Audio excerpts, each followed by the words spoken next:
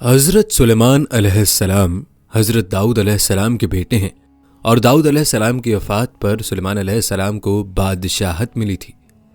کہتے ہیں حضرت سلیمان کو اللہ تعالیٰ نے بچپن سے ہی علم و حکمت، فہم و فراست، فطانت و ذہانت اور بے پناہ قوت فیصلہ سے نوازا تھا۔ ایک مرتبہ حضرت داؤد کے دربار میں دو افراد ایک مقدمہ لے کر حاضر ہوئے۔ ان میں ایک بکری والا اور دوسرا کسان تھا۔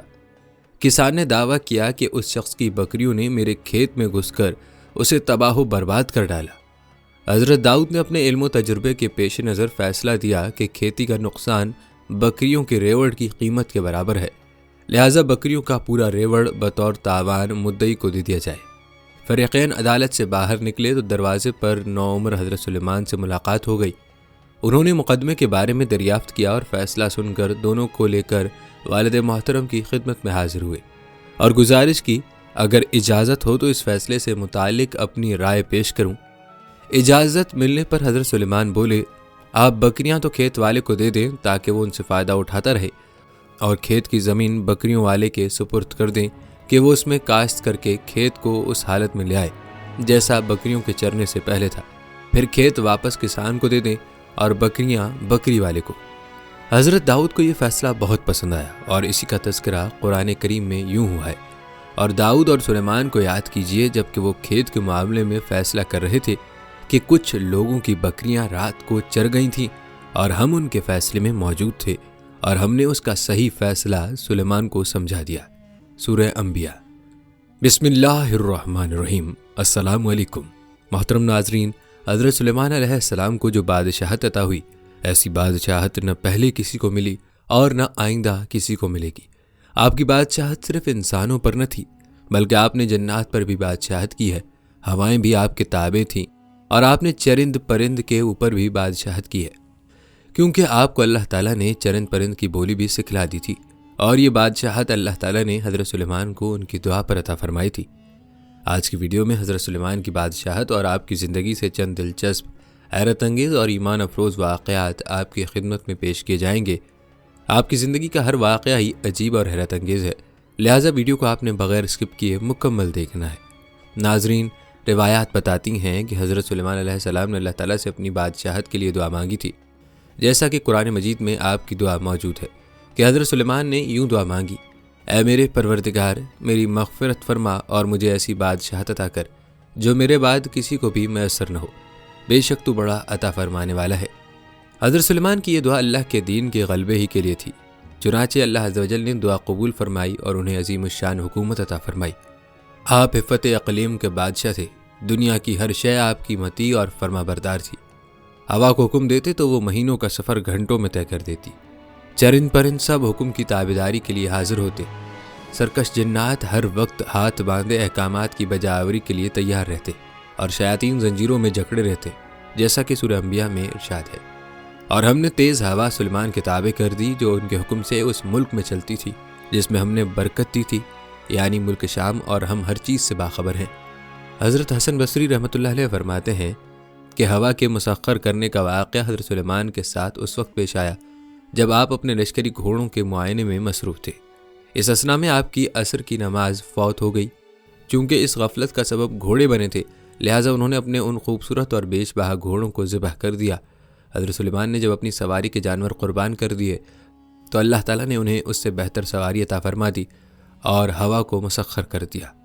حضرت سلیمان کے ان گھوڑوں کا واقعہ قرآن کریم کی سورہ صاد کی آیت 31، 32، 33 میں یوں موجود ہے۔ ارشاد باری تعالیٰ ہے، اور ہم نے سلیمان کے لیے ہوا کو مسخر کر دیا کہ صبح کی منزل مہینے بھر کی ہوتی تھی اور شام کی منزل بھی، یعنی حضرت سلیمان ماں آیان سلطنت اور لشکر تخت پر بیٹھ جاتے اور جدھر آپ کا حکم ہوتا ہوائیں اسے اتنی رفتار سے لے جاتی کہ ایک مہینے جتنی مسافت صبح سے دوپہر تک کی ایک منزل میں طے ہو جاتی، اور پھر اسی طرح مہینے کی مسافت دوپہر سے رات تک میں، یعنی اس طرح ایک دن میں 2 مہینوں کی مسافت طے ہوتی۔ ابن ابی حاتم نے حضرت سعید بن جبیر سے نقل کیا ہے کہ تخت سلیمانی پر 6 لاکھ کرسیاں رکھی جاتی تھیں، جن پر حضرت سلیمان علیہ السلام کے ساتھ اہل ایمان انسان اور ان کے پیچھے اہل ایمان جنات بیٹھتے۔ پھر پرندوں کو حکم ہوتا کہ وہ تخت پر سایہ کر لیں تاکہ آفتاب کی تپش سے تکلیف نہ ہو۔ ہوا اس عظیم الشان تخت کو اٹھا کر جہاں کا حکم ہوتا وہاں پہنچا دیتی، بعض روایت میں ہے کہ اس ہوائی سفر کے وقت پورے راستے حضرت سلیمان سر جھکائے اللہ کے ذکر و شکر میں مشغول رہتے۔ ناظرین، آپ نے سلیمان علیہ السلام کے تخت کا تذکرہ ملاحظہ فرمایا۔ یاد رہے کہ یہ تخت اور ہوا کی حکمرانی سلیمان کے علاوہ کسی نبی یا کسی بادشاہ کو نصیب نہیں ہوئی۔ ناظرین، آئیے اب مختصراً تذکرہ کرتے ہیں سلیمان کے لیے جنات اور شیاطین کی تسخیر کا۔ پہلے بھی ذکر ہوا ہے کہ اللہ تعالیٰ نے جنات اور شیاطین کو بھی حضرت سلیمان کے تابع اور فرما بردار بنا دیا تھا، جو نوکروں چاکروں کی طرح آپ کا ہر کام بجا لاتے۔ وہ آپ کے لیے سمندر کی تہہ سے قیمتی موتی، ہیرے جواہرات نکال لاتے۔ حضرت سلیمان کو بڑی اور خوبصورت عمارتیں بنانے کا شوق تھا، چنانچہ وہ آپ کے حکم پر شاندار عمارتیں بناتے۔ اگر ان میں سے کوئی سرکشی کرتا تو حضرت سلیمان اسے سزا دیتے اور زنجیروں میں جکڑ دیتے، جیسا کہ قرآن کریم میں ارشاد ہے، ہم نے بہت سے شیاطین بھی ان کے تابع کیے تھے جو ان کے فرمان سے غوطے لگاتے تھے اور اس کے سوا بھی بہت سے کام کرتے تھے، اور ان کے نگہبان ہم ہی تھے۔ سورہ انبیاء۔ ناظرین، آپ کو بتاتے چلیں کہ ان جنوں میں بھی دو طرح کے جنات تھے۔ ایک تو اہل ایمان تھے جو اپنے نبی کا ہر حکم مذہبی فریضہ سمجھ کر پورا کرتے، لیکن جو جن کافر تھے انہیں شیاطین کہا گیا۔ وہ اپنے کفر اور سرکشی کے باوجود حضرت سلیمان کے تابع فرمان تو رہتے، لیکن ان سے نقصان کا بھی اندیشہ تھا، اس لیے اللہ تعالیٰ نے ان کی حفاظت فرمائی، جیسا کہ سورہ سبا میں ارشاد ہے، جو کوئی ان میں سے ہمارے حکم سے پھرے گا اس کو ہم آگ کا مزہ چکھائیں گے۔ مفسرین فرماتے ہیں کہ اللہ تعالیٰ نے ایک فرشتہ مقرر فرما دیا تھا جس کے ہاتھ میں آگ کا سونٹا ہوتا، جو جن حضرات سلیمان کے حکم سے سرتابی کرتا، فرشتہ اسے سونٹا مارتا جس سے وہ جل کر بھسم ہو جاتا۔ ناظرین، اب بات کرتے ہیں حضرت سلیمان کی بادشاہت کے ایک اور وصف کی، جو کہ تانبے کا ایک چشمہ ہے۔ قرآن کریم میں ارشاد باری تعالیٰ ہے، اور ہم نے ان کے لیے تانبے کا چشمہ بہا دیا۔ ناظرین، اللہ تعالیٰ کی جانب سے حضرت سلیمان کو عطا کیے گئے معجزات میں سے ایک پگھلے ہوئے تانبے کے وہ چشمے تھے جن میں جنات بڑی بڑی دیگیں، لگن، برتن اور بحری جہاز تیار کیا کرتے تھے۔ تورات اور جدید تاریخی تحقیقات سے پتہ چلتا ہے کہ حضرت سلیمان نے بڑے پیمانے پر بحری تجارت کا سلسلہ شروع کیا تھا۔ ایک طرف اسیون جابر سے ان کے تجارتی جہاز بحر احمر میں یمن اور دوسرے جنوبی و مشرقی ممالک کی طرف جاتے، اور دوسری طرف بحر روم کی بندرگاہوں سے ان کا بیڑا، جسے بائبل میں ترسی بیڑا کہا گیا ہے، مغربی ممالک کی طرف جایا کرتا تھا۔ کہا جاتا ہے کہ اسیون جابر میں ان کے زمانے کی ایک عظیم الشان بھٹی ملی ہے، اور قدیمہ کے ماہرین کا اندازہ ہے کہ یہاں ادوم کے علاقے اربا کی کانوں سے خام لوہا اور تانبا لایا جاتا، اور اس بھٹی میں پگھلا کر اسے دوسرے کاموں کے علاوہ جہاز سازی میں بھی استعمال کیا جاتا تھا۔ اس سے قرآن مجید کی اس آیت کا مفہوم واضح ہوتا ہے جو سورہ سبا میں حضرت سلیمان کے متعلق آئی ہے کہ ہم نے ان کے لیے پگھلی ہوئی دھات کا چشمہ بہا دیا۔ ناظرین، آپ ملاحظہ کر رہے ہیں کہ اللہ تعالیٰ نے حضرت سلیمان کو کیسی شاندار بادشاہت عطا فرمائی تھی۔ یاد رہے کہ آپ کی بادشاہت دراصل اللہ تعالیٰ کی طرف سے ایک معجزہ ہے جو سلیمان علیہ السلام کو عطا ہوا۔ دراصل اللہ تعالیٰ اپنی قدرت دکھا رہے ہیں جو اللہ تعالیٰ نے معجزات کی صورت میں اپنے انبیاء کو عطا فرمائی، تاکہ انسان ان باتوں پر غور و تدبر کرے اور اللہ کی عظمت اور پاکی بیان کرے۔ ناظرین، ہم اللہ تعالیٰ کے مزید معجزات اور کرشمات بھی آپ کو بتاتے ہیں، البتہ آگے بڑھنے سے پہلے کمنٹ میں ایک بار سبحان اللہ ضرور تحریر فرما دے۔ ناظرین، پہلے بھی ذکر ہو چکا ہے کہ اللہ تعالیٰ نے سلیمان کو چرند پرند کی بولیاں سکھلا دی تھی، تو آئیے تذکرہ کرتے ہیں آپ علیہ السلام کے جانوروں کی بولیوں کے علم کا۔ یاد رہے کہ اللہ تعالیٰ نے حضرت سلیمان کو تمام جانوروں، حتیٰ کہ چونٹیوں تک کی بولیوں کے علم سے نوازا تھا، جس کا تذکرہ قرآن پاک میں یوں آتا ہے، اے لوگوں، ہمیں یعنی حضرت سلیمان کو پرندوں کی بولیاں سکھائی گئی ہیں، سورہ نمل۔ اور اسی سورہ مبارکہ میں ذکر ہے کہ ایک مرتبہ حضرت سلیمان اپنے لاؤ لشکر کے ساتھ ایک ایسے میدان سے گزرے جہاں چونٹیوں کی بڑی ہستی تھی۔ چونٹیوں کی ملکہ نے جب لشکر کو دیکھا تو کہا، اے چونٹیوں، اپنے گھر میں گھس جاؤ، کہیں ایسا نہ ہو کہ حضرت سلیمان اور ان کا لشکر تمہیں پیروں تلے رون ڈالے اور انہیں روندنے کی خبر بھی نہ ہو۔ یہ بات سن کر حضرت سلیمان مسکرا دیے اور اللہ کا شکر بجا لائے اور کہنے لگے، اے میرے رب، مجھے توفیق عنایت کر کے جو احسان تو نے مجھ پر اور میرے والدین پر کیے ہیں ان کا شکر کروں، اور ایسے نیک کام کروں کہ تو ان سے خوش ہو جائے اور مجھے اپنی رحمت سے اپنے نیک بندوں میں داخل فرما۔ حضرت سعدی رحمۃ اللہ علیہ فرماتے ہیں کہ حضرت سلیمان کے عہد میں قحط پڑا تو آپ نے لوگوں کو نماز استسقاء کے لیے نکلنے کا حکم دیا۔ جب نماز پڑھنے میدان میں گئے تو وہاں ایک چونٹی اپنے قدموں پر کھڑی دعا کر رہی تھی، اے اللہ، میں بھی تیری مخلوق ہوں، ہمارا بھی تیرے فضل کے بغیر چارہ نہیں، اے اللہ ان پر بارش برسا دے۔ یہ سن کر آپ واپس آ گئے اور لوگوں کو کہا کہ اب بارش ہو جائے گی۔ ناظرین، چونٹی کے حوالے سے ایک اور واقعہ بھی قرآن پاک میں بیان ہوا ہے۔ جو آگے چل کر بیان کیا جائے گا۔ البتہ آپ کو بتاتے چلیں کہ سلیمان کی زندگی میں ہدہد کی غیر حاضری اور ملکہ بلقیس کا واقعہ بھی ایک اہم اور دلچسپ واقعہ ہے، اور اس واقعے میں اللہ تعالیٰ کی قدرت کے کئی کرشمے پائے جاتے ہیں۔ تو آئیے آپ کو یہ واقعہ مکمل تفصیل کے ساتھ بتاتے ہیں۔ کہتے ہیں حضرت سلیمان علیہ السلام کو کسی موقع پر ہدہد کی ضرورت محسوس ہوئی۔ ہدہد کے متعلق مشہور ہے کہ جس مقام پر پانی سطح زمین سے نزدیک تر ہو اسے معلوم ہو جاتا ہے۔ اللہ بہتر جانتا ہے کہ انہیں یہی ضرورت تھی یا کچھ اور تھی۔ البتہ انہوں نے پرندوں کے لشکر میں ہدہد کو تلاش کیا، لیکن وہ وہاں نہ ملا۔ آپ کو اس بات کا سخت رنج ہوا اور فرمایا کہ یا تو وہ اپنی غیر حاضری کی کوئی معقول وجہ پیش کرے، ورنہ میں اسے سخت سزا دوں گا یا ذبح ہی کر ڈالوں گا۔ تب حضرت سلیمان علیہ السلام کی سلطنت فلسطین، شرق اردن اور شام کے کچھ علاقے میں تھی۔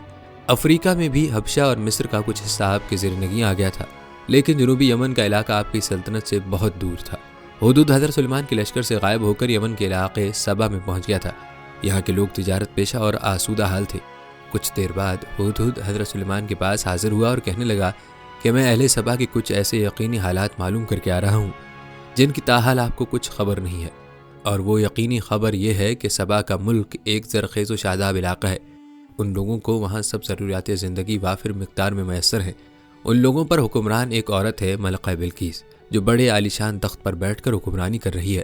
اس کا تخت سونے کا ہے جس میں ہیرے اور جواہرات جڑے ہوئے ہیں، اور اس وقت ایسا تخت کسی بادشاہ کے پاس نہیں ہے۔ مذہبی لحاظ سے یہ لوگ مشرک اور آفتاب پرست ہیں، اور اپنے اس مذہب پر خوش اور نازاں ہیں۔ سورج پرستی کو نیکی اور ثواب کا کام سمجھتے ہیں۔ ہدہد نے یہ الفاظ کہہ کر گویا سلیمان علیہ السلام کو اس قوم پر جہاد کرنے کی ترغیب دی، یعنی یہ لوگ سورج پرست بھی ہیں اور آخرت کے منکر بھی، لہٰذا وہ اپنی ساری کوشش زیادہ سے زیادہ دولت کمانے اور اپنا معیار زندگی بلند کرنے میں صرف کر رہے ہیں، اور اسی کام کو اپنی زندگی کا منتہائی مقصد سمجھے بیٹھے ہیں۔ اور شیطان نے انہیں یہی بات سمجھائی ہے کہ ان کی عقلی اور فکری قوتوں کا یہی بہترین مصرف ہے کہ وہ اپنی اس دنیا کی زندگی کو زیادہ سے زیادہ شاندار بنائیں۔ ہدہد نے ملکہ سبا کے متعلق یوں خبر دی تھی کہ اس کا عرش عظیم ہے۔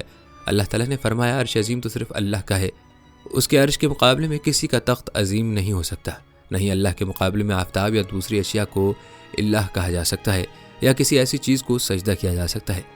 سلیمان علیہ السلام نے ہدہد کا جواب یا اس کی معذرت سن کر فرمایا، میں تمہیں ایک خط لکھ کر دیتا ہوں، یہ خط لے جا کر دربار میں جاؤ اور اس کے درباریوں کے سامنے پھینک دو، پھر انتظار کی خاطر ایک طرف ہٹ جاؤ، پھر دیکھنا کہ اس خط کا ان پر رد عمل کیا ہوتا ہے، اور واپس آ کر مجھے اس رد عمل کے مطابق اطلاع بھی دو۔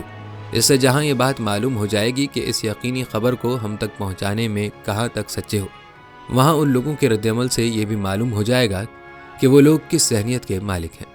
کہتے ہیں جس وقت ہدہد نے یہ خط دربار میں ملکہ سبا کے سامنے پھینکا، اس وقت وہ سورج کی عبادت کے لیے تیاری کر رہی تھی۔ اس خط نے اس عجیب قسم کی کشمکش میں مبتلا کر دیا، کیونکہ یہ خط کئی پہلوؤں سے بہت اہم تھا۔ مثلاً ایک یہ کہ یہ خط اسے غیر معمولی طریقے سے ملا، یعنی یہ خط کسی ملک کے سفارت خانے کی معرفت نہیں بلکہ ایک نامحبر پرندے کے ذریعے ملا تھا۔ دوسرا یہ کہ یہ خط کسی معمولی درجے کے حاکم سے نہیں بلکہ شام و فلسطین کے عظیم فرمانرواں کی طرف سے موصول ہوا تھا۔ تیسرا یہ کہ یہ خط رحمان اور رحیم کے نام سے شروع کیا گیا تھا کہ ان ناموں سے یہ لوگ قطعاً متعارف نہ تھے۔ اور چوتھا یہ کہ اس انتہائی مختصر سے خط میں ملکہ سے مکمل اطاعت کا اور پھر اس کے بعد حضرت سلیمان علیہ السلام کے پاس حاضر ہونے کا مطالبہ کیا گیا تھا، اور یہ بھی بتا دیا گیا تھا کہ میرے مقابلے میں سرکشی کی راہ اختیار نہ کرو ورنہ نقصان اٹھاؤ گے۔ پانچواں یہ کہ انداز خطاب ایسا تھا جس میں کسی قسم کی کوئی لچک نہ پائی جاتی تھی۔ ناظرین، اس کا مطلب یہ ہے کہ اسلام لا کر یا مسلمان ہو کر میرے ہاں آؤ اور سورج پرستی چھوڑ دو، اور یہ حکم آپ کی نبوت سے تعلق رکھتا ہے، اور آپ چونکہ بادشاہ بھی تھے اور نبی بھی، لہٰذا اس سلسلے میں اپنے سرکاری امیروں وزیروں سے مشورہ کرنا ہی مناسب سمجھا۔ چنانچہ اس نے سب کو اکٹھا کر کے اس خط کے وصول ہونے اور اس کی مختلف پہلوؤں سے اہمیت سے آگاہ کیا، پھر اس سے پوچھا کہ تم لوگ مجھے اس خط کے جواب کے بارے میں کیا مشورہ دیتے ہو، اور یہ تو جانتے ہی ہو کہ میں سلطنت کے ایسے اہم کاموں میں پہلے بھی تم سے مشورہ کرتی رہی ہوں، اور از خود میں نے کبھی مشورے کے بغیر کسی کام کا فیصلہ نہیں کیا۔ ملکہ کے مشیروں اور درباری لوگوں نے وہی جواب دیا جو عام طور پر درباری لوگ دیا کرتے ہیں، یعنی وہ اپنے ذہن پر بار ڈال کر کوئی دانشمندانہ جواب دینے کے عادی ہوتے ہیں، اور نہ وہ اپنے سر کوئی ذمہ داری لینا چاہتے ہیں۔ وہ صرف جی حضور کہنا اور اپنے آپ کو حکم کے بندے ثابت کرنا چاہتے ہیں، اور یہی کچھ ان لوگوں نے بھی کیا کہ ہماری خدمات حاضر ہیں، ہم زور آور بھی اور لڑائی کا فن بھی خوب جانتے ہیں، تاہم یہ فیصلہ کرنا کہ سلیمان سے جنگ کرنی چاہیے یا متی فرمان بن جانا چاہیے آپ ہی کی ثوابدید پر منحصر ہے۔ گویا ملکہ کو اپنے مشیروں سے مشورہ کرنے کا کوئی خاص فائدہ نہ ہوا، ماں سوائے اس کے کہ اگر ملکہ مقابلے کا ارادہ رکھتی ہو تو انہوں نے اپنی وفاداریوں کا اسے یقین دلا دیا۔ ناظرین، خط کے انداز خطاب سے ملکہ کو یہ معلوم ہو گیا تھا کہ سلیمان عام فرما رواؤں کی طرح نہیں، بلکہ ان کی پشت پر کوئی غیر معمولی طاقت ہے، اور یہ بھی معلوم ہو رہا تھا کہ اگر ملکہ اور اس کے پیروکار متی فرما بن کر سلیمان علیہ السلام کے پاس حاضر نہ ہوئے تو حضرت سلیمان ان کی سرکوبی کے لیے ضرور ان پر چڑھائی کریں گے۔ حضرت سلیمان یہ تو گوارا کر سکتے تھے کہ یہ لوگ سورج پرستی چھوڑ کر راہ راست پر آ جائیں تو ان سے کچھ تعارض نہ کیا جائے، مگر یہ گوارا نہ کر سکتے تھے کہ ان کے پاس اسباب و وسائل موجود ہونے کے باوجود ان کے قرب و جوار میں اس طرح اعلانیہ ملکی سطح پر شرک اور سورج پرستی ہوتی رہے۔ لہٰذا ملکہ کے خطرات کچھ موہوم خطرات نہ تھے۔ اس نے ٹھیک اندازہ کر لیا تھا کہ ایک تو حضرت سلیمان ان کی سرتابی کی صورت میں ضرور ان پر چڑھائی کریں گے، اور دوسرا اس نے یہ بھی اندازہ کر لیا تھا کہ ان میں مقابلے کی تاب نہیں ہے۔ لہٰذا اس نے خاموشی کے انجام سے اپنے مشیروں کو متنبع کرتے ہوئے کہا کہ دنیا میں اکثر یوں بھی ہوتا ہے کہ جب کوئی بادشاہ کسی ملک کو فتح کرتا ہے تو سب سے پہلے اس ملک کے وسائل معاش پر قبضہ کر کے اس ملک کو مفلس و قلاش بنا دیتا ہے، پھر وہاں کے سرکردہ لوگوں کو کچل کر ان کا زور ختم کر دیتا ہے تاکہ وہ دوبارہ کبھی اس سے مقابلے کی بات بھی نہ سوچ سکیں۔ اس طرح وہ اس مفتوحہ ملک کے تمام سیاسی، تمدنی اور معاشی وسائل پر قبضہ کر کے اس ملک کی طاقت کو عملاً ختم کر کے اپنی طاقت میں اضافہ کر لیتا ہے، جس کا نتیجہ یہ ہوتا ہے کہ اکابرین مملکت یا تو موت کے گھاٹ اتار دی جاتے ہیں یا پھر انہیں ذلیل و رسوا ہو کر رہنا پڑتا ہے۔ لوٹ گھسوٹ اور قتل و غارت عام ہوتا ہے، اور بسا اوقات شہروں کو آگ لگا دی جاتی ہے، اور عام حالات میں ایسے ہی نتائج متوقع ہیں۔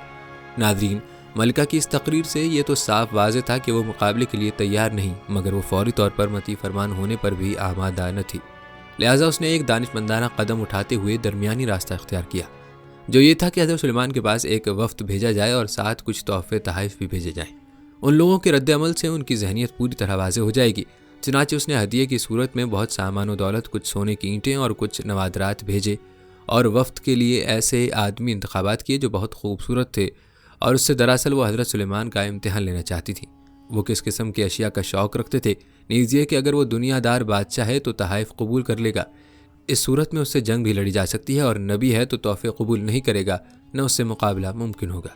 جب یہ وفد تحائف لے کر حضرت سلیمان علیہ السلام کے پاس حاضر ہوا تو آپ نے یہ تحفے قبول کرنے سے انکار کر دیا، اور انہیں واضح طور پر بتلا دیا کہ مال و دولت سے مجھے کچھ غرض نہیں، نہیں میں مال و دولت کی رشوت لے کر اپنے ارادے سے باز رہ سکتا ہوں۔ میں یہ دولت لے کر کیا کروں گا؟ وہ تو میرے پاس پہلے ہی تم سے بہت زیادہ موجود ہے۔ یہ تمہارے تحفے تمہیں ہی مبارک ہوں، اور فرمایا تمہارے لیے صرف 2 صورتیں ہیں کہ تم مسلمان ہو کر میرے پاس آ جاؤ، اس صورت میں تمہارا ملک تمہارے ہی پاس رہے گا۔ مجھے کوئی اپنی سلطنت بڑھانے کا شوق نہیں ہے، بلکہ میں شرک کا استحصال کر کے تمہیں اللہ کا فرمان بردار بنانا چاہتا ہوں، ورنہ پھر دوسری یہ صورت ہے کہ ہم تم لوگوں پر ایک پرزور حملہ کریں گے جس کی تم تاب نہ لا سکو گے۔ اس صورت میں تمہارا جو حشر ہوگا وہ تم خود ہی سمجھ سکتے ہو۔ کہتے ہیں جب یہ وفد واپس آیا تو تحائف کی واپسی اور حضرت سلیمان سے گفتگو کی تفصیلات ملکہ سبا نے سنی تو انہیں اچھی طرح معلوم ہو گیا کہ حضرت سلیمان کوئی دنیا دار بادشاہ نہیں، وہ آپ کی شان و شوکت اور اس کے ساتھ ساتھ خدا ترسی کے قصے پہلے بھی سن چکی تھی۔ تحائف کی واپسی اور وفد کے تاثرات نے تائید مزید کر دی، لہٰذا ملکہ سبا نے یہی مناسب سمجھا کہ ایسے پاکیزہ سیرت بادشاہ کے حضور خود حاضر ہونا چاہیے۔ چنانچہ اس نے حضرت سلیمان علیہ السلام کو یروشلم میں عنقریب اپنے حاضر ہونے کی اطلاع بھیج دی۔ جب حضرت سلیمان علیہ السلام کو ملکہ سبا کے آپ کے ہاں آنے کی اطلاع مل گئی تو آپ نے چاہا کہ ملکہ سبا کا وہی تخت جس کے متعلق ہدہد نے کہا تھا کہ وہ بڑا عظیم الشان ہے، اس کے آنے سے پہلے یہاں اپنے پاس منگوا لیا جائے۔ یاد رہے کہ جنات آپ کے تابع فرمان تھے اور وہ یہ کام کر بھی سکتے تھے۔ اس سے حضرت سلیمان کا مقصد یہ تھا کہ تبلیغ کے ساتھ ساتھ ملکہ کو کوئی ایسی نشانی بھی دکھلا دی جائے جس سے ملکہ پوری طرح واضح ہو جائے کہ وہ محض ایک دنیا دار فرما روا نہیں، بلکہ اللہ نے انہیں بہت بڑی بڑی نعمتوں اور فضیلتوں سے نوازا ہے، اور اسے یقین ہو جائے کہ آپ صرف ایک سلطنت کے فرما روا ہی نہیں بلکہ اللہ کے نبی بھی ہیں۔ ناظرین، یاد رہے کہ آپ کے دربار میں انسان، جن اور پرندے سب حاضر ہوتے تھے۔ آپ نے سب درباریوں کو مخاطب کر کے پوچھا، تم میں سے کون ہے جو ملکہ سبا کے یہاں پہنچنے سے پہلے اس کا تخت یہاں اٹھا لائے؟ ایک بھاری قد و قامت والا جن بول اٹھا، آپ تو ملکہ کے آنے سے پہلے کی بات کرتے ہیں، میں اس تخت کو آپ کے یہ دربار برخاست کرنے سے پہلے یہاں آپ کے پاس لا سکتا ہوں۔ مجھ میں ایسی طاقت ہے، علاوہ میں اس تخت کے قیمتی جواہر، ہیرے وغیرہ چراؤں گا بھی نہیں، پوری ایمانداری کے ساتھ وہ تخت آپ کے پاس لا حاضر کروں گا۔ ابھی اس دیو ہیکل کی بات ختم نہ ہوئی تھی کہ دربار میں ایک اور شخص بول اٹھا کہ میں اس تخت کو کم سے کم وقت میں آپ کے پاس لا سکتا ہوں۔ آپ اگر آسمان کی طرف نگاہ دوڑائیں پھر نگاہ نیچے لوٹائیں تو صرف اتنی مدت میں وہ تخت آپ کے قدموں میں پڑا ہوگا۔ وہ شخص کون تھا؟ جن یا انسان؟ وہ کتاب کون سی تھی؟ ام الکتاب یعنی لوح محفوظ تھی، یا قرآن تھا، یا کوئی اور کتاب تھی؟ وہ علم تقدیر الہی کا علم تھا یا کسی اور قسم کا علم تھا؟ یہ ایسے سوالات ہیں جن کا جواب قرآن و حدیث میں نہیں ملتا، اور غالباً اس کی وجہ یہ ہے کہ یہ باتیں سمجھنا انسان کی محدود عقل سے ماورا ہے۔ بعض مفسرین کہتے ہیں کہ وہ شخص آپ کا وزیر آصف بن برقیہ تھا۔ کتاب سے مراد کتب سماوہ ہے، اور اسم اعظم یا اللہ کے اسماء اور کلام اللہ کی تاثیر سے واقف تھا، لیکن یہ سب قیاس آرائیاں ہیں۔ البتہ نتیجہ قرآن نے واضح طور پر بتلا دیا کہ وہ شخص اپنے دعوے میں بالکل سچا تھا، اور فی الواقع اس نے چشم زدن میں ملکہ بلقیس کا تخت حضرت سلیمان علیہ السلام کے پاس لا حاضر کیا تھا۔ کہتے ہیں ملکہ بلقیس جب حضرت سلیمان کے دربار میں پہنچی تو اسے تخت دکھا کر پہلا سوال یہ کیا گیا کہ کیا تمہارے پاس بھی ایسا تخت ہے؟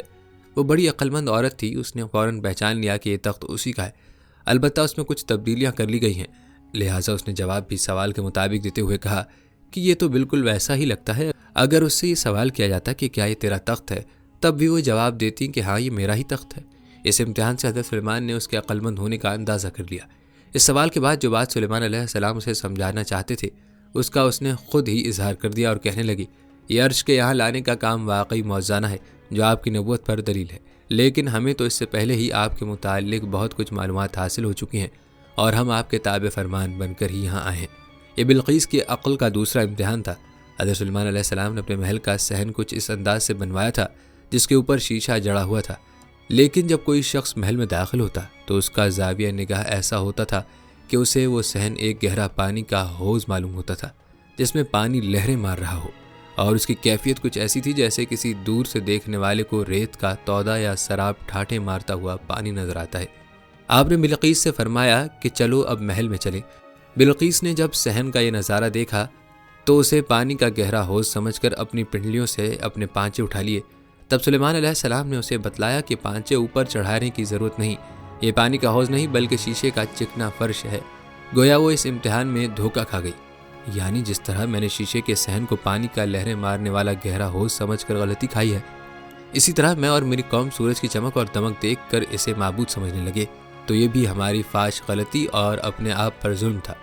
ناظرین، بلقیس جو اللہ رب العالمین پر ایمان لائی تو یہ اس کی بصیرت تھی، اور کئی واقعات پہلے ایسے گزر چکے تھے جن سے اسے یہ یقین ہوتا جا رہا تھا کہ سلیمان علیہ السلام واقعی حق پر ہیں اور اللہ کے نبی ہیں، اور اس کے مذہب کی بنیاد باطل پر ہے۔ سب سے پہلے تو اس نے خط کے مضمون سے یہ نتیجہ اخذ کیا تھا کہ اس قسم کا خط بھیجنے والا کوئی عام فرمانروا نہیں ہو سکتا۔ پھر جس نامہ بر یعنی ہدہد کے ذریعے اسے یہ خط پہنچا تھا وہ بھی ایک غیر معمولی بات تھی، اور تحائف کی واپسی سے بھی اس نے یہ اندازہ لگا لیا تھا کہ وہ کوئی دنیا دار فرمانروا نہیں، نیز یہ کہ وہ کبھی اس کے مقابلے کی تاب نہ لا سکے گی۔ پھر تحائف لانے والے وفد نے جو عظیم فرمانروا کے منکسرانہ مزاج اور پاکیزہ سیرت کے حالات بیان کیے تھے تو ان باتوں سے بھی وہ شدید متاثر ہو چکی تھی۔ پھر جب وہ حضرت سلیمان کے پاس پہنچی تو جس تخت کو وہ اپنے پیچھے چھوڑ کر آئی تھی اسے اپنے سامنے پڑا دیکھ کر وہ حضرت سلیمان کی نبوت کی دل سے قائل ہو چکی تھی۔ اب محل میں داخلے کے وقت جس چیز نے اسے سب سے زیادہ متاثر کیا وہ یہ چیز تھی کہ اتنا بڑا فرمانروا جس کے پاس اس سے کئی گنا زیادہ مال و دولت اور عیش و عشرت کے سامان موجود ہیں، وہ اس قدر اللہ کا شکر گزار اور منکسر المزاج اور متواضع بھی ہو سکتا ہے۔ ان سب باتوں نے مل کر اسے مجبور کر دیا کہ وہ حضرت سلیمان کے سامنے اب برملا اپنے ایمان لانے کا اعلان کر دے، اور یوں ملکہ بلقیس نے حضرت سلیمان کی پیروی اختیار کر لی اور اللہ کی ذات پر ایمان لے آئی۔ ناظرین، یاد رہے کہ ملکہ بلقیس کا یہ واقعہ حضرت سلیمان کی بادشاہت کے اہم واقعات میں سے ہے جو آپ نے ملاحظہ کیا۔ آپ کے واقعات میں بیت المقدس کی تعمیر اور آپ کی موت کا واقعہ بھی ایک دلچسپ اور اہم واقعہ ہے جو آپ کو بتائیں گے، لیکن اس سے پہلے حضرت سلیمان کے چند مزید واقعات آپ کے گوش گزار کرتے ہیں۔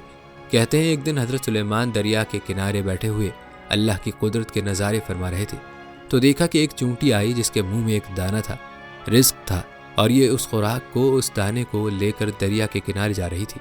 حضرت سلیمان یہ سب دیکھ رہے تھے کہ چونٹی چلتے چلتے آہستہ آہستہ اپنی رفتار سے چلتے ہوئے دریا کے کنارے جا پہنچی۔ اس دوران ایک عجیب واقعہ آپ نے دیکھا کہ جب یہ چونٹی دریا کے پاس پہنچی تو دریا میں سے ایک مینڈک باہر آیا اور منہ کھولا، چونٹی اس کے منہ میں چلی گئی اور مینڈک واپس دریا میں چلی گئی۔ یہ سب منظر اللہ کے نبی دیکھ رہے تھے۔ کچھ دیر بعد وہ مینڈک پھر آیا، اس نے پھر منہ کھولا اور چونٹی اس کے منہ سے باہر آ گئی۔ حضرت سلیمان نے غور کیا تو ایک فرق محسوس ہوا کہ اس سے پہلے چونٹی جب مینڈک کے منہ میں گئی تھی تو اس کے منہ میں دانہ تھا، ایک رزق تھا جو اب اس کے منہ میں نہیں ہے۔ چونکہ حضرت سلیمان علیہ السلام چرند پرند سب سے بات کیا کرتے تھے تو آپ نے چونٹی کو طلب کیا اور پوچھا کہ یہ کیا معاملہ ہے، یہ تم کیا کر رہی ہو؟ ابھی تم منہ میں دانہ لے کر مینڈک کے منہ میں گئی تھی، تم کہاں گئی تھی؟ یہ چونٹی کہنے لگی، اے پیغمبر خدا، اس سمندر کی گہرائی میں جا کر دور ایک پتھر ہے، یہ پتھر اندر سے خالی ہے، اس پتھر کے اندر ایک کیڑا رہتا ہے۔ اللہ تعالیٰ نے اس کیڑے کو ایسے مقام پر پیدا کیا ہے کہ وہ وہاں سے نکل نہیں سکتا، وہیں اس کی کل کائنات ہے۔ مجھے اللہ تعالیٰ نے اس کام پر مقرر کیا ہے کہ میں اس کو کھانا پہنچاؤں۔ قادر مطلق نے اس مینڈک کو مامور کیا ہے، مینڈک روزانہ مجھے اپنے منہ میں لے کر پانی سے ہوتا ہوا اس پتھر کے پاس لے کر جاتا ہے۔ وہ مینڈک اپنا منہ اس پتھر کے سوراخ پر رکھ دیتا ہے، میں اس کے منہ سے نکل کر کیڑے کے پاس جاتی ہوں، وہ اناج جو میرے منہ میں ہوتا ہے وہ اناج میں اس کے پاس رکھ دیتی ہوں۔ یہ مینڈک میرا انتظار کرتا رہتا ہے، میں واپس اس کے منہ میں داخل ہو جاتی ہوں، یہ پانی میں تیرتے ہوئے مجھے واپس پانی سے باہر لے آتا ہے۔ حضرت سلیمان علیہ السلام نے اس سے پوچھا، جب تم اس کے لیے کھانا لے جاتی ہو تب تم نے اس کی کبھی کوئی گفتگو سنی ہے؟ چونٹی کہنے لگی، ہاں، جب میں اس کے لیے کھانا لے کر جاتی ہوں تو ہر روز میں اس کیڑے کی گفتگو سنتی ہوں۔ حضرت سلیمان نے دریافت فرمایا کہ اس کی گفتگو کیا ہے، وہ کیڑا کیا کہتا ہے؟ چونٹی بولی، وہ کیڑا کہتا ہے، اے وہ ذات جس نے سمندر کی گہرائیوں میں اس پتھر کے اندر بھی مجھے نہیں بلایا، اپنے مومن بندوں پر اپنی رحمت کو بھی مت بھولنا۔ اس چونٹی کی کہانی سننے کے بعد حضرت سلیمان علیہ السلام کے دل میں ایک خواہش پیدا ہوئی اور آپ نے اس خواہش کا تذکرہ اللہ سے کر ڈالا۔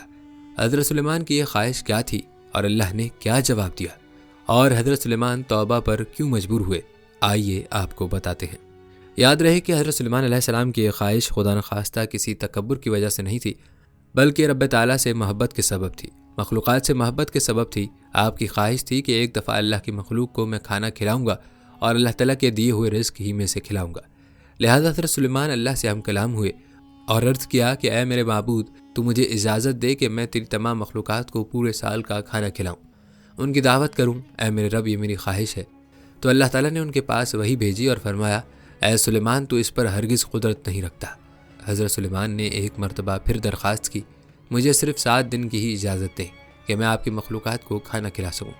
اللہ تبارک و تعالیٰ نے ایک مرتبہ پھر فرمایا، اے سلیمان، تو اس پر قدرت نہیں رکھتا۔ حضرت سلیمان نے تیسری مرتبہ پھر فرمایا، اے میرے پروردگار، مجھے صرف 1 دن کی ہی اجازت دیں کہ میں آپ کی تمام مخلوقات کو کھانا کھلا سکوں۔ اللہ تبارک و تعالیٰ نے تیسری مرتبہ پھر فرمایا، اے سلیمان، تو اس پر قدرت نہیں رکھتا۔ بہرحال اللہ تعالیٰ نے حضرت سلیمان علیہ السلام کو 1 دن کی اجازت دے دی کہ وہ دنیا کی تمام مخلوقات کو کھانا کھلائیں۔ جب آپ کو اجازت مل گئی تو آپ نے تمام جنات کو اور انسانوں کو حکم دیا کہ وہ تمام کے تمام ان چیزوں کو جو زمین پر حلال ہیں، یعنی گائیں، بیل، بکریاں، دمبے وغیرہ وغیرہ، اور ان تمام چیزوں کو جو جنس حیوان میں سے ہیں، یعنی پرندے وغیرہ، ان سب کو جمع کر لیں۔ جنات اور انسانوں نے مل کر ان تمام چیزوں کو حضرت سلیمان کے سامنے پیش کر دیا۔ بڑی بڑی دیگیں تیار کی گئیں، پھر ان جانوروں کو ذبح کیا گیا اور ان کو پکایا گیا۔ آپ نے ہواؤں کو حکم دیا کہ کھانے پر شیریں اور دھیمے انداز میں چلتی رہیں تاکہ کھانا خراب نہ ہو جائے۔ ہوا چونکہ حضرت سلیمان کے ماتحت تھی، اس لیے ہوا شیریں اور دھیمے انداز میں ان کھانوں پر چلتی رہے۔ اس کے بعد حضرت سلیمان نے دسترخوان بچھایا جس کی لمبائی اتنی زیادہ تھی کہ اگر ایک انسان اس کے سرے سے چلنا شروع کرتا تو دوسرے سرے تک پہنچنے میں اس کو 1 مہینے کا وقت گزر جاتا، اور اتنی ہی اس دسترخوان کی چوڑائی بھی تھی۔ جب تمام چیزیں تیار ہو چکیں تو اللہ تبارک و تعالیٰ نے حضرت سلیمان کے پاس وحی بھیجی اور فرمایا، اے سلیمان، تو مخلوقات میں سے کس سے دعوت شروع کرے گا؟ اب حضرت سلیمان نے فرمایا، اے میرے پروردگار، میں دریا کے جانوروں سے شروع کروں گا۔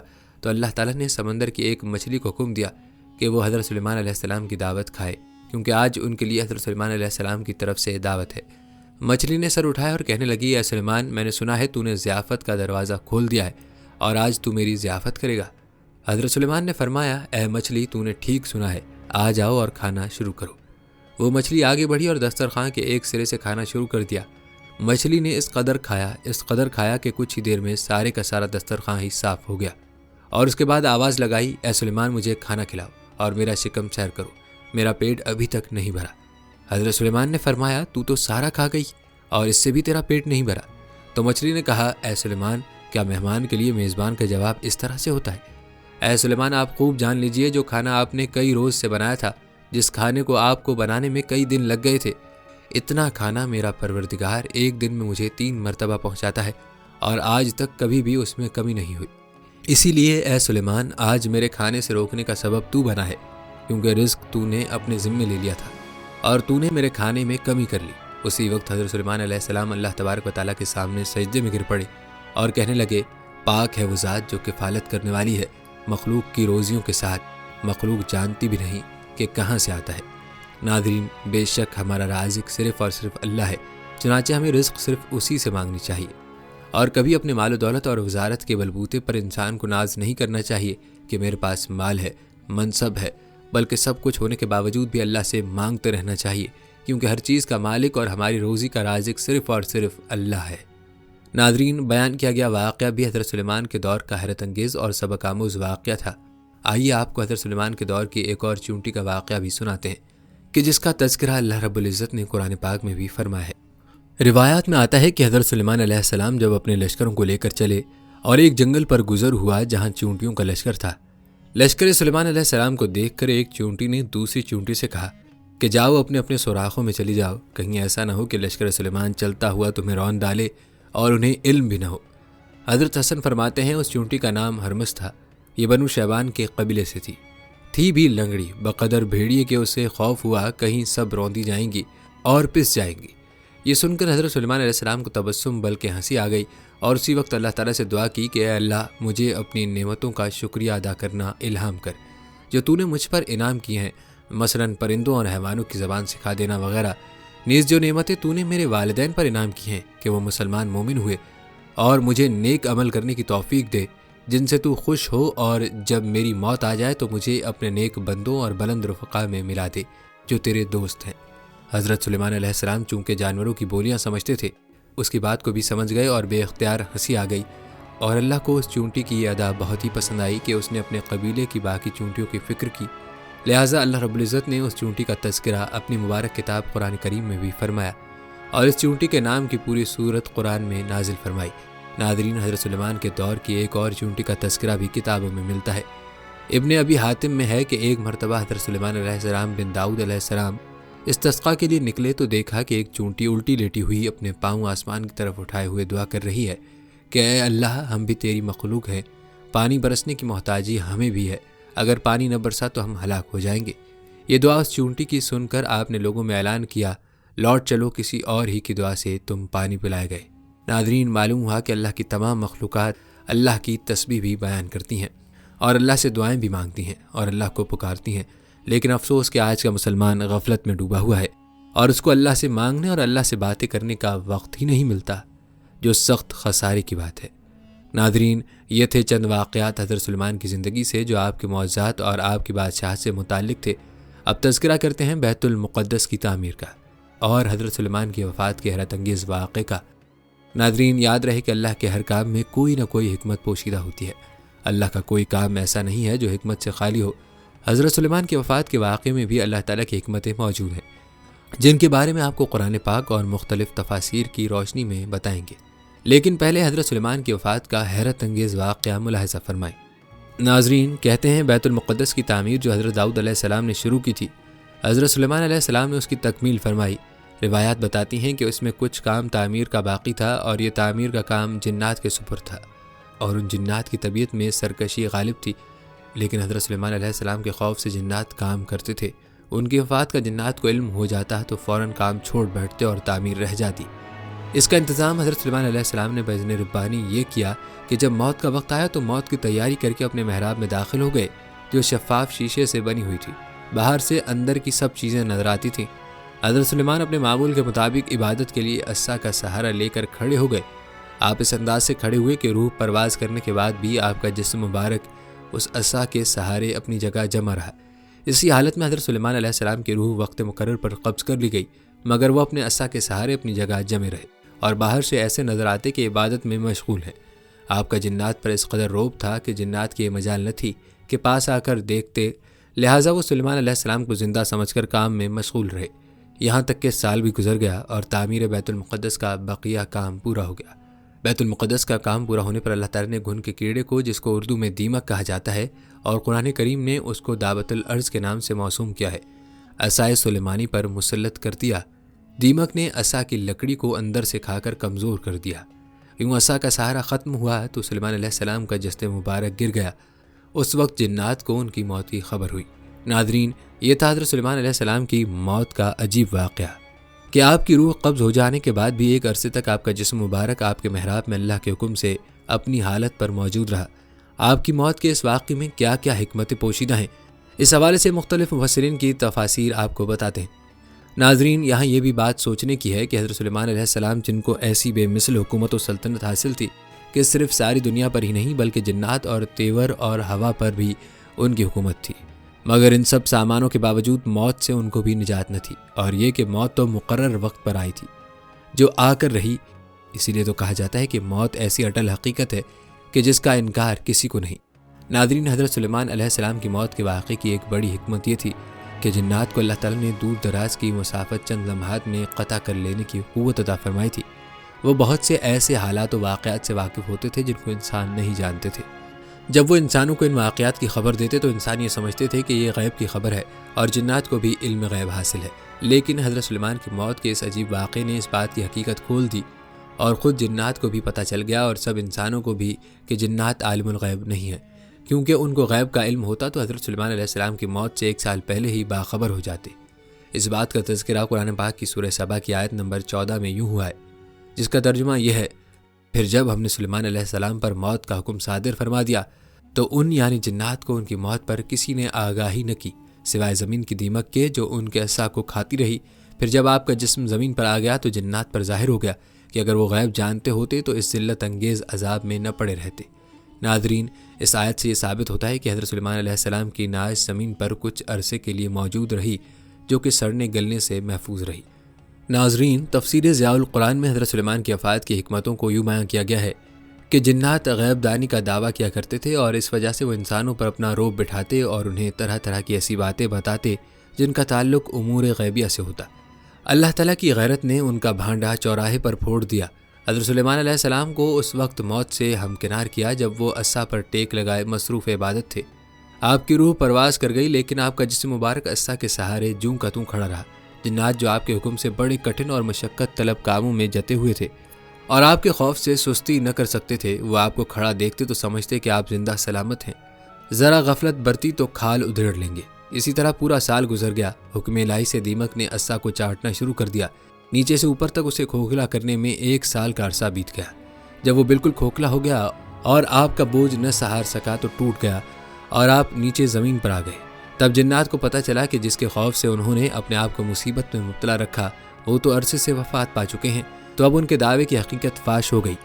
نیز وہ لوگ جو ان جنات کے غیب دانی کے دعوے کو سچا سمجھ رہے تھے انہیں بھی پتہ چل گیا کہ یہ اپنے دعوے میں سراسر جھوٹے ہیں، یعنی تمام جنوں پر یہ حقیقت واضح ہو گئی کہ ان کے سردار جو غیب دانی کی لافیں مارا کرتے تھے وہ بالکل جھوٹے تھے۔ اگر انہیں غیب کا علم ہوتا تو وہ سال بھر اپنی جان کو اس مصیبت میں نہ ڈالے رکھتے، یا اس کا مفہوم یہ ہے کہ لوگوں پر یہ حقیقت کھل گئی کہ جنات کو غیب کا کوئی علم نہیں۔ اسی طرح تفسیر اشمانی میں حضرت سلیمان کی وفات کا تذکرہ یوں ہوا ہے، فرماتے ہیں حضرت سلیمان جنوں کے ہاتھ سے مسجد بیت المقدس کی تجدید کرا رہے تھے۔ جب معلوم ہوا کہ میری موت آ پہنچی، جنوں کو نقشہ بتا کر آپ ایک شیشے کے مکان میں دروازہ بند کر کے عبادت الہی میں مشغول ہو گئے، جیسا کہ آپ کی عادت تھی کہ مہینوں خلوت میں رہ کر عبادت کیا کرتے تھے۔ اسی حالت میں فرشتے نے روح قبض کر لی اور آپ کی نعش مبارک لکڑی کے سہارے کھڑی رہی۔ کسی کو آپ کی وفات کا احساس نہ ہو سکا۔ وفات کے بعد مدت تک جن بدستور تعمیر کرتے رہے۔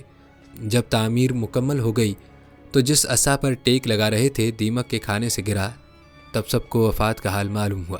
اس سے جنات کو خود اپنی غیب دانی کی حقیقت کھل گئی اور ان کے معتقد انسانوں کو بھی پتہ لگ گیا کہ اگر انہیں غیب کی خبر ہوتی تو کیا اس ذلت آمیز تکلیف میں پڑے رہتے۔ حضرت سلیمان کی وفات کو محسوس کرتے ہی کام چھوڑ دیتے۔ اسی سے یہ بھی ظاہر ہو گیا کہ شیاطین وغیرہ کی تسخیر کچھ حضرت سلیمان کا کسبی کمال نہ تھا، محض فضل ایزدی تھا، جو اللہ چاہے تو موت کے بعد ایک لاش کے حق میں بھی قائم رکھ سکتا ہے۔ نیز سلیمان علیہ السلام پر زندگی میں جو انعامات ہوئے تھے یہ اس کی تکمیل ہوئی کہ موت کے بعد بھی ایک ضروری حد تک انہیں جاری رکھا گیا اور بتلا دیا کہ پیغمبروں کے اٹھائے ہوئے کاموں کو اللہ تعالیٰ کس تدبیر سے پورا کرتا ہے۔ واضح رہے کہ شان نبوت کا نظارہ اللہ تعالیٰ نے کرایا۔ کبھی کبھار شہداء کی قبریں قدرتی طور پر سیلاب وغیرہ سے کھل جاتی ہیں تو ان کا دیدار ہو جاتا ہے، مگر یہ اللہ کی حکمت سے ہوتا ہے، کسی انسانی کوشش یا عمل سے نہیں، کیونکہ ہم کو حکم ہے میتوں کو دفن کریں، لہٰذا فوری طور پر قبروں کو بند کر دیا جاتا ہے ناظرین، تفسیر کنز الایمان میں مذکورہ آیت کی تفسیر یوں بیان کی گئی ہے کہ حضرت سلیمان علیہ السلام نے بارگاہ الہی میں دعا کی تھی کہ ان کی وفات کا حال جنات پر ظاہر نہ ہو، تاکہ انسانوں کو معلوم ہو جائے کہ جن غیب نہیں جانتے۔ پھر آپ محراب میں داخل ہوئے اور حسب عادت نماز کے لیے اپنے عصا پر تکیہ لگا کر کھڑے ہو گئے۔ جنات حسب دستور اپنی خدمتوں میں مشغول رہے اور یہ سمجھتے رہے کہ حضرت زندہ ہے، اور حضرت سلیمان کا عرصہ دراز تک اسی حال پر رہنا ان کے لیے کچھ حیرت کا باعث نہیں ہوا، کیونکہ وہ بار بار دیکھتے تھے کہ آپ ایک دو ماہ اس سے زیادہ عرصے تک عبادت میں مشغول رہتے تھے اور آپ کی نماز بہت دراز ہوتی تھی، حتیٰ کہ آپ کی وفات کے پورے 1 سال بعد تک جنات آپ کی وفات پر مطلع نہ ہوئے اور اپنی خدمتوں میں مشغول رہے، یہاں تک کہ بحکم الہی دیمک نے آپ کا عصا کھا لیا اور آپ کا جسم مبارک جو لاٹھی کے سہارے سے قائم تھا زمین پر آیا۔ اس وقت جنات کو آپ کی وفات کا علم ہوا۔